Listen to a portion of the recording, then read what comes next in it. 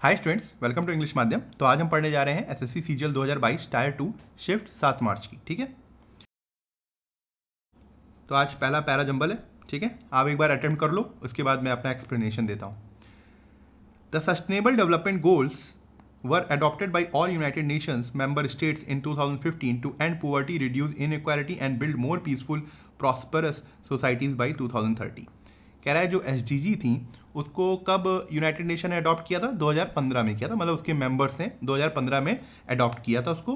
To and poverty, गरीबी को ख़त्म करने के लिए, रिड्यूस इनइक्वालिटी, जो समाज में इनइक्वालिटी है उसको ख़त्म करने के लिए, एंड बिल्ड मोर पीसफुल, और शांति और प्रॉस्परस सोसाइटी, मतलब एक तो शांति वाली सोसाइटी और दूसरी जो कि काफ़ी पैसे से मतलब समृद्ध हो और हर चीज़ से समृद्ध हो, वैसी सोसाइटी उनको 2030 तक का उन्होंने लक्ष्य रखा था। ठीक है, सेकेंड सेंटेंस है the SDGs can not be achieved without the realisation of child rights. कह रहा है कि एसटीजीज के जो गोल है हमारे, वो अचीव नहीं किए जा सकते जब तक हम बच्चों के राइट्स के बारे में ना सोचें।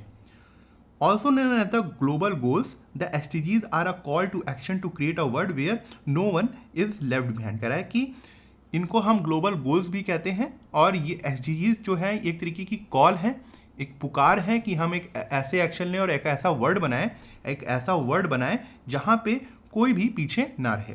As work leaders works to deliver on the 2030 promise, children around the globe are standing up to secure their right to good health, quality education, a clean planet and more. कह रहा है जैसे world leaders जो हैं वो अपना काम कर रहे हैं 2030 के प्रॉमिस को डिलीवर करने के लिए, वैसे ही बच्चे जो हैं वो सारी दुनिया में खड़े हो चुके हैं। किसके अगेंस्ट? अलग किसके लिए? अपनी राइट्स के लिए।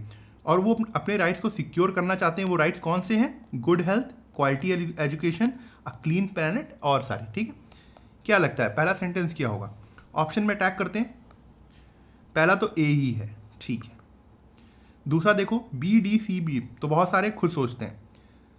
आपने सी पे ध्यान दिया था? ध्यान दो जरा, इसने ही बताया है एसडीजीज को ग्लोबल गोल्स बोला है, इसने नाम दिया है ना, थोड़ा सा डिटेल बताइए ना उसकी। इसका मतलब पहले सेंटेंस ने सब्जेक्ट को इंट्रोड्यूस किया। वो सब्जेक्ट क्या था हमारा?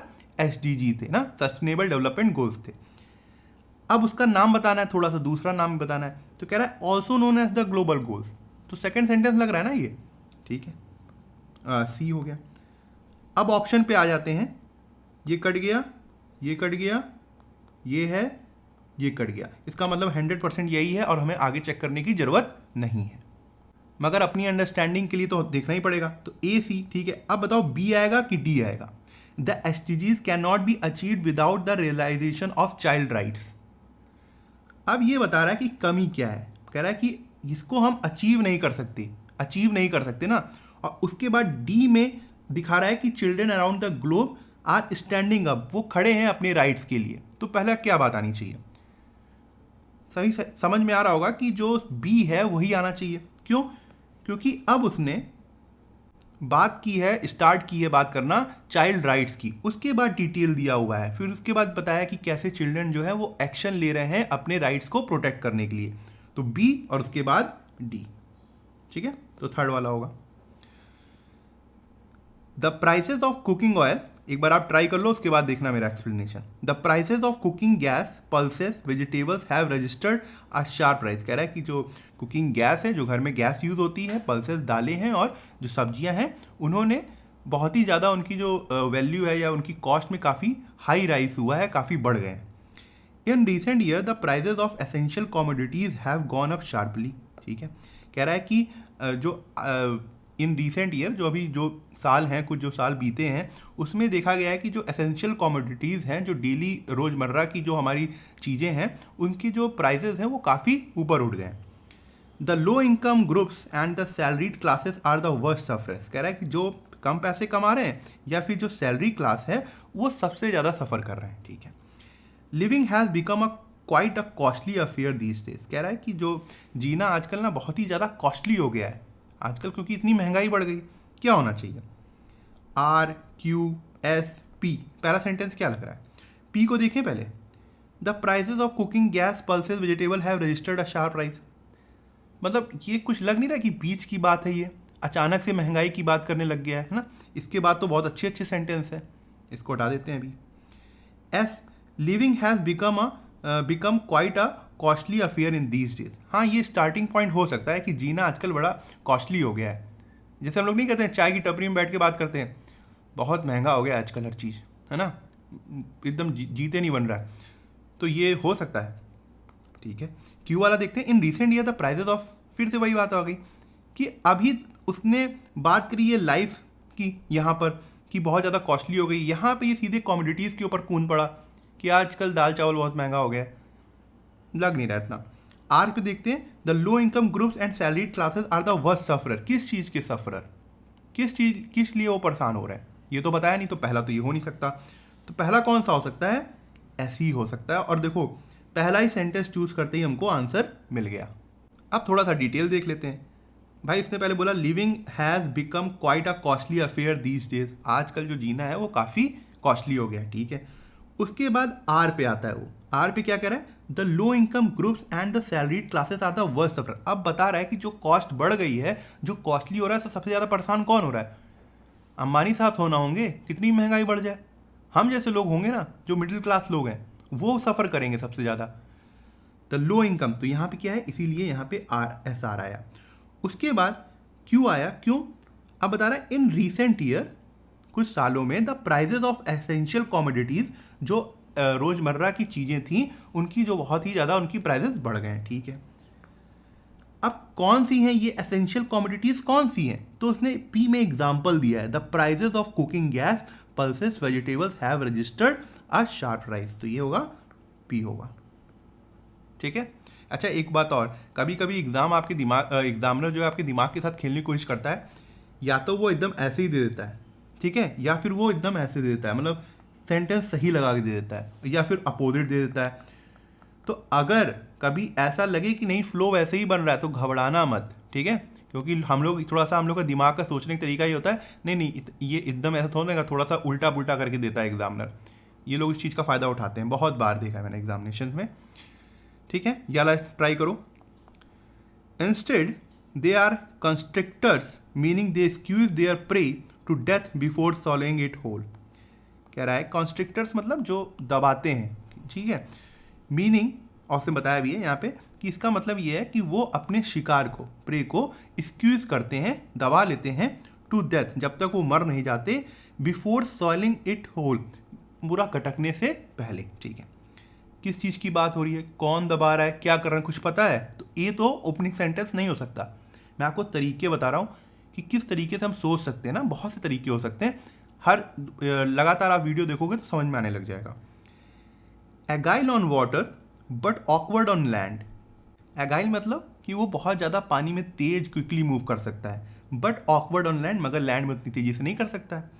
द ग्रीन एनाकोंडा, अच्छा एनाकोंडा की बात हो रही है, ठीक है, जो हरा एनाकोंडा है, is one of the largest snake in the world, वो दुनिया का सबसे बड़ा सांप है, ठीक है। मोस्ट पीपल एज्यूम, बहुत से लोग ये मानते हैं, that anacondas are very poisonous, जो एनाकोंडा होते हैं बहुत ज़्यादा जहरीले होते हैं, but they are actually non venomous. देखो वेनमस का मतलब होता है पॉइजनस, ठीक है, और नॉन वेनमस का मतलब होता है नॉन पॉइजनस। तो कह रहा है कि दे आर एक्चुअली मतलब उनके अंदर जहर नहीं होता, ठीक है। At 29 feet long and 550 pound these snakes are huge. 29 feet के होते हैं, 550 पाउंड्स के लगभग होते होंगे, और ये जो सांप है ये बहुत बड़े होते हैं, ठीक है। पहला सेंटेंस क्या लग रहा है, ये सी लग रहा है क्या, लोग मानते हैं एनाकोंडास बहुत ज़्यादा पॉइजनस हो सकते हैं, हो सकता है क्या, नहीं हो सकता। अच्छा यहाँ पे भी ऑप्शन पे भी अटैक करते हैं, B B B B D, पहले डी को चेक कर लेते हैं। 29 फीट लॉन्ग होते हैं, 550 पाउंड का वेट हो सकता है, और ये सांप बहुत बड़े होते हैं। कौन से सांप भाई, कौन से, कुछ बताओ तो, हटाओ इसको। इसका मतलब बी कंफर्म हो गया, हाँ बी कंफर्म हो गया हमारा, agile on water but awkward on land. अब बताओ सेकेंड सेंटेंस क्या होगा, ऑप्शन देखो ए डी सी, तो ए डी सी में क्या होगा।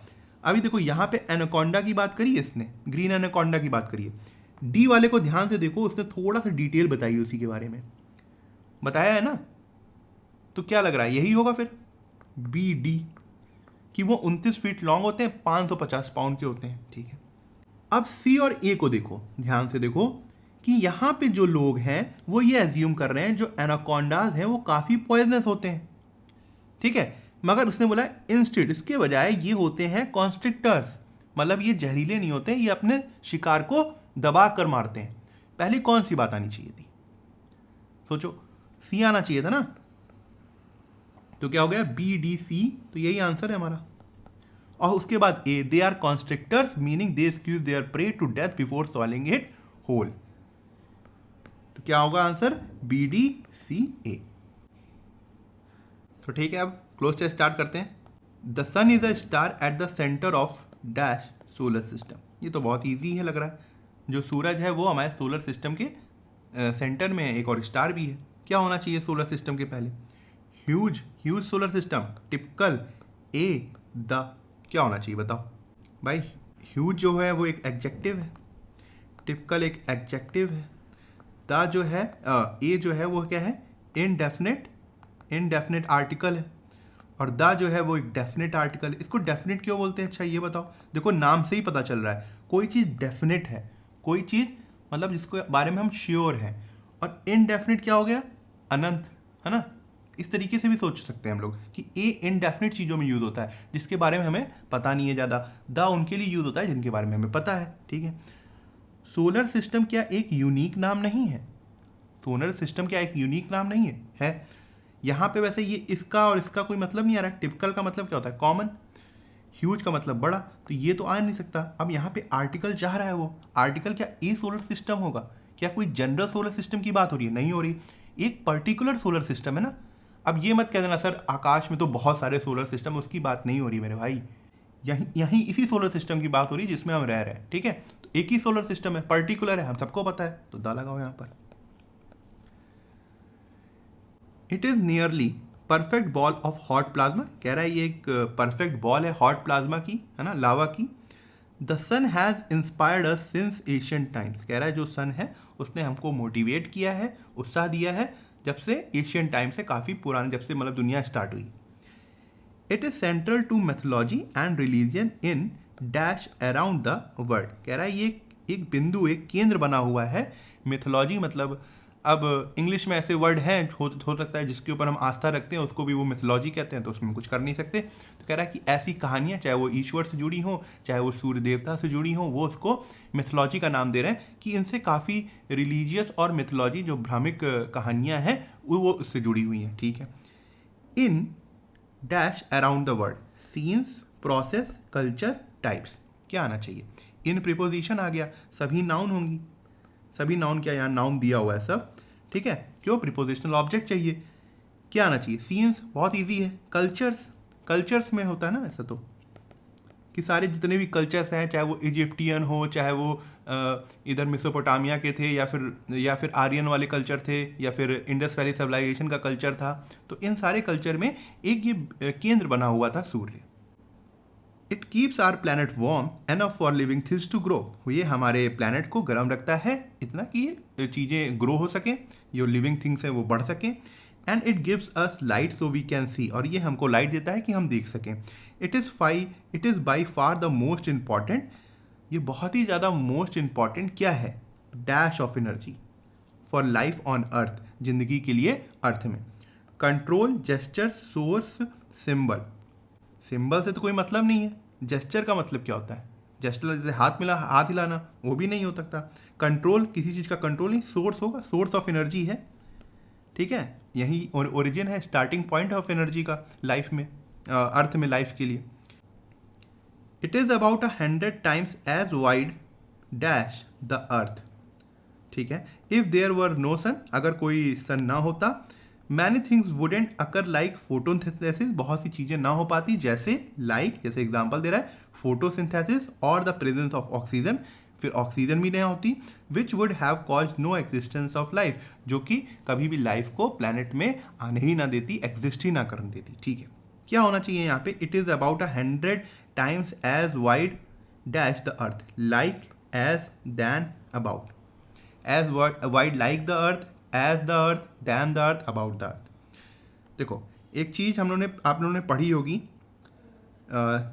सिमली नाम का सुना है? जब एक स्ट्रक्चर होता है जिसमें as plus adjective plus as लगा देते हैं हम, है ना। तो ये क्या होता है, ये दो सिमिलर चीज़ों को, कि दो सिमिलर चीज़ों की, या मतलब जैसे ताकत हो गई उनको कंपेयर करने के लिए, हाइट हो गई उनको कंपेयर करने के लिए हम यूज़ करते हैं। अगर एग्जांपल दूं मैं, जैसे he is as brave as lion, वो लॉयन जैसा ही बहादुर है, मतलब दोनों इक्वल हैं। मगर अगर आपको किसी तरीके का, इस तरीके का सेंटेंस दिखे, जैसे time so plus as plus adjective plus as plus noun दिया हो कहीं पे, तो इसको सिमिली की तरह मत यूज़ करना, इसको यूज़ करना क्वांटिटेटिव कंपैरिजन की तरीके से। मतलब यहाँ पर भी क्वांटिटी का कंपैरिजन हो रहा है। यहाँ पे क्या हो रहा है बताओ, 100 टाइम्स वाइड है, मतलब जो डायमीटर है सन का वो अर्थ से 100 टाइम्स ज़्यादा है, ठीक है। तो यहाँ पे क्या होना चाहिए, एज होना चाहिए, as wide as the earth, ठीक है। तो अब पैसेज को देख लेते हैं। Not with standing logistical challenges posed by the कोविड-19 pandemic, India continues to expand its rice exports footprint in the African, Asian and European Union markets, ठीक है।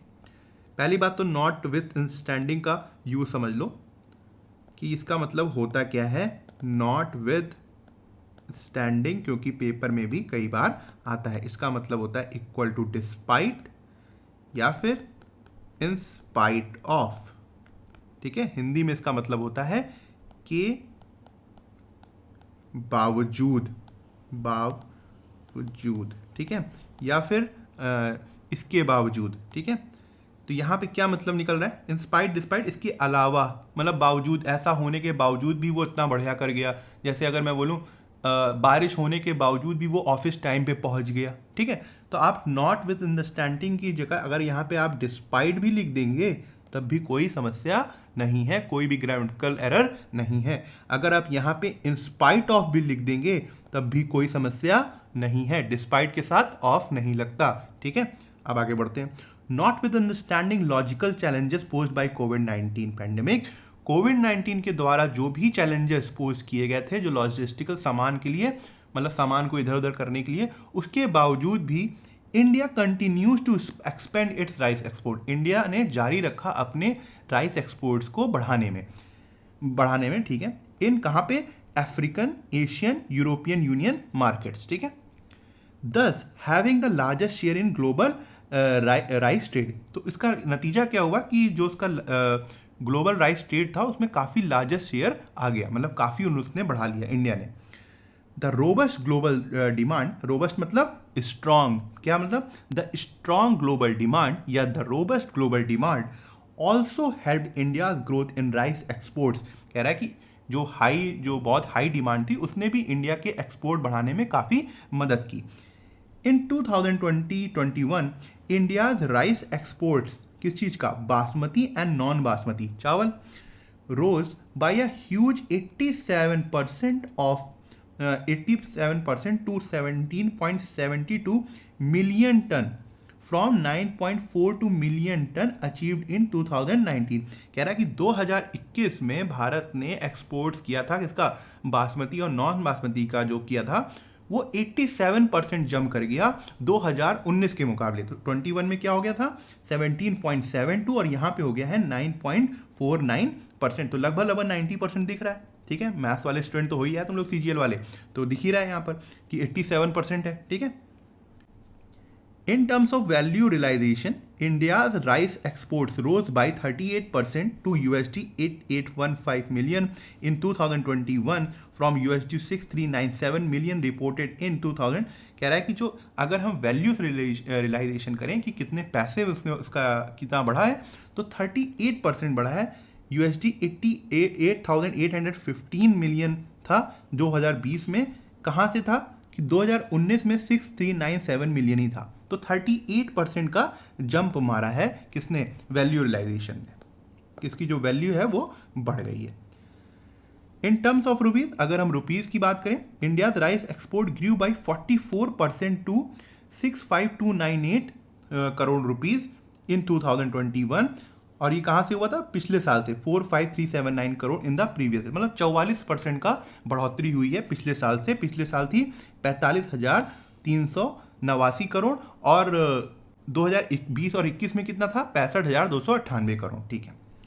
In the first 7 month of the current physical year 2021 to 2022, जो 21-22 का physical year था उसके 7 महीने तक India's rice exports rose by more than 33% to 11.79 metric ton from 8.91 metric ton achieve during April October 2020-21। देखो ये कह रहा है कि 2020 और 21 में अप्रैल और अक्टूबर में कितना हुआ था राइस एक्सपोर्ट? 8.91 metric ton. तो 2020 और 21-22 में उसी समय अप्रैल से लेकर अक्टूबर तक 11.79 एक्सपोर्ट हुआ। इसीलिए वो कह रहा है कि यहाँ से लेके यहाँ तक जो इसकी वैल्यू है ये कितना बड़ा है? इससे 33% बढ़ा है। ठीक है, 33%। इसका मतलब जो एक्सपोर्ट है वो कितना बढ़ गया? 33% हो गया। यहाँ तक बात समझ में आई? याद रखना थोड़ा डिटेल, क्वेश्चन होंगे आगे, इतनी डेटा वाला है और डेटा वाला आसान होता है, पलट पलट के तुरंत जल्दी जल्दी टिक लगाना होता है। इट इज़ एंटिसिपेटेड, ये एंटिसिपेट किया गया, मतलब एक तरीके से भविष्यवाणी की गई है, that India's rice exports in 2021-22 would likely surpass the record feat of 7.72 million ton achieved in 2021। तो कह रहा है कि 2021 में जो 17.72 मिलियन टन हम लोग ने अचीव किया था, अब ये प्रिडिक्शन की गई है कि 2021 और 22 में ये इस रिकॉर्ड को भी तोड़ देगा। ठीक है। In 2021 India shipped non basmati rice to 9 countries. कह रहे हैं कि 2021 में इंडिया ने नॉन बासमती राइस भेजे थे 9 कंट्रीज में। वो कौन से थे? Timor Leste, Puerto Rico, Brazil, Papua New Guinea, Zimbabwe, Burundi, Eswatini, Myanmar, Nicaragua, where exports were carried out for the first time और earlier the shipment was smaller in volume. कह रहा है कि इन 9 देशों में या तो एक्सपोर्ट पहली बार हुआ है या जो अगर पहले हुआ भी था तो बहुत ही कम मात्रा में हुआ था, इसीलिए लिखा हुआ है यहाँ पे earlier the shipment was smaller in volume. India's non-basmati rice exports were valued at USD 4,796 million USD dollar और 35,448 करोड़ इन 2020-21। तो कह रहा है कि जो नॉन बासमती राइस का जो एक्सपोर्ट हुआ था उसकी जो वैल्यू थी या तो वो इतने USD मिलियन डॉलर थी कितने में? 2020 और 21 में। With basmati rice exports a close second at USD 4,018 million, या फिर रुपीज़ में देखें तो 29,849 करोड़। तो कह रहा है कि जो बासमती राइस था वो सेकंड नंबर पे था। तो कह रहा है कि 2020-21 में नॉन बासमती राइस कितना था? पहले नंबर पे था। कितने का एक्सपोर्ट हुआ? इतने का हुआ। और बासमती राइस जो था वो सेकंड नंबर में था क्योंकि उसका एक्सपोर्ट इतना हुआ था। ठीक है, इतने रुपए का हुआ था या इतने USD मिलियन डॉलर का हुआ था। इन terms of volume of basmati rice export in 2021 top 10 countries. कह रहा है कि अगर हम वॉल्यूम की बात करें कहाँ पे एक्सपोर्ट किए गए हैं बासमती राइस 20 और 21 में, तो उनके जो टॉप 10 कंट्रीज हैं Saudi Arabia, Iran, Iraq, Yemen, United Arab Emirates, United States of America, Kuwait, United Kingdom, Qatar, Oman have a share of close to 80% in total shipment of aromatic long grain rice from India. कह रहा है कि ये जो 10 देश हैं इनका 80% था। किस चीज़ में था? ये जो बासमती राइस एक्सपोर्ट हो रहा है 2020-21 में, तो 80% जो एक्सपोर्ट था इन 10 कंट्रियों में गया था। और वो कैसे थे? एरोमेटिक मतलब जो सुगंध आती है, एरोमा जो होते हैं ना, वो लॉन्ग ग्रेन देखा ही होगा, बासमती चावल होते हैं, थोड़े से लंबे चावल होते हैं और इससे सुगंध आती है। तो ये वाले जो थे वो इंडिया से गए थे। Top 10 countries Nepal, Benin, Bangladesh, Senegal, Togo, Cote d'Ivoire, Guinea, Malaysia, Iraq, United Arab Emirates have a share of 57% in India's total exports of non basmati rice in 2021 in terms of volume.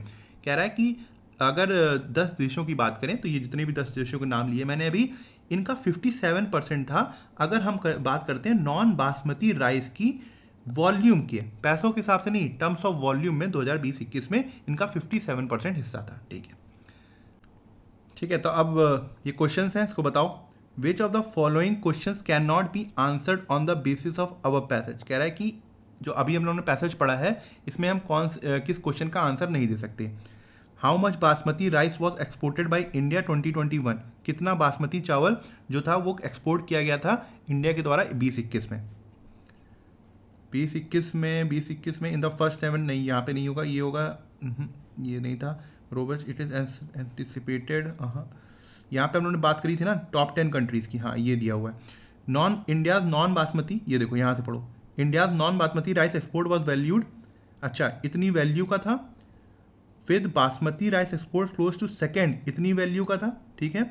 फिर ये terms of volume बताया गया था basmati rice का, अच्छा top 10 countries में इतना इतना बासमती चावल उन्होंने भेजा था, और इसका कुछ परसेंटेज बताया था ना, हाँ इन लोगों ने इन 10 कंट्रीज ने 80% लिया था। वैल्यू दी है, परसेंटेज दिया हुआ है, इसमें पूछा क्या हाउ मच, मगर ये वॉल्यूम नहीं दिया हुआ है ना, तो यही है, इसका आंसर नहीं दे पा रहे हैं, पहला ही है। Which of the following countries imported rice from India for the first time, किस कंट्री ने इंपोर्ट किया था फर्स्ट टाइम? एक याद आया हम लोगों ने पढ़ा था कि फर्स्ट टाइम इंपोर्ट किया गया या फिर पहले बहुत कम मात्रा में किया है, उस पैसेज में होगा ये देखो फर्स्ट टाइम, अर्लियर और शिपमेंट, तो यहाँ पे Timor Leste, Puerto Rico, Brazil, Papua New Guinea, Zimbabwe, Brazil का नाम है, स्टेवनी का नाम है, और हम लोग क्वेश्चन क्या पूछा गया हुआ है, इराक, बांग्लादेश, ब्राज़ील, हाँ ये देखो ये है third answer. Which of the following countries import basmati rice from India, basmati rice कौन इंपोर्ट करता है? Malaysia, Nepal, Bangladesh, Kuwait. Top 10 countries have a share in non basmati है, ये तो यहाँ पे दिया होगा बासमती का, अच्छा Saudi Arabia, Iran, United States of America, Kuwait, United Kingdom, Qatar, Oman have a share close to, अच्छा ठीक है, तो यहाँ पे कुवैत था, फोर्थ वाला आंसर था, देखा ना लिस्ट में। What is the estimate of the rice export इन 2021, कितना एस्टिमेट था? एस्टिमेट तो प्रिडिक्शन की गई थी ना, यहाँ पे एंटिसिपेट किया गया था, कितना एंटिसिपेट किया गया था? It anticipated that India 7.72 record इसको पार करेगा, 7.72 मिलियन टन को, तो यहाँ पे क्या होना चाहिए? It will exceed the 7.72 million ton rice export achieved in, तो ये थर्ड वाला आंसर होगा। डेटा बेस था इसलिए बार बार देखना पड़ रहा था, क्योंकि डेटा तो याद नहीं हो सकता ना तुरंत पढ़ते हुए, तो इसलिए आज मैंने इसको इंक्लूड किया कि मैं ये बताना चाहता था कि यार देखो ऐसे क्वेश्चन आ सकते हैं, इस तरीके का पैसेज आता है डेटा वाइज, वहाँ पे कन्फ्यूज़न हो सकता है, ठीक है, बार बार आपको पीछे जाना पड़ेगा, क्योंकि एक स्टोरी तो याद हो सकती है, मतलब किसने क्या स्टेप लिए याद हो, अगर एकदम एग्जैक्ट इतने सारे वर्डिंग दे दें, इतने सारे क्या कहते हैं वो ये फिगर्स यूज़ कर लेंगे, तो कहीं ना कहीं आपको दोबारा पलट के देखना पड़ेगा। और एसएससी में ये प्रॉब्लम है कि क्या है, यहाँ पे सारे एग्जाम में प्रॉब्लम है कि सिस्टम कभी कभी बहुत लोगों का स्लो चलता है, तो ऐसे में आप क्या करोगे कि इस तरीके के डेटा वाले को लास्ट में अटेम्प्ट करना।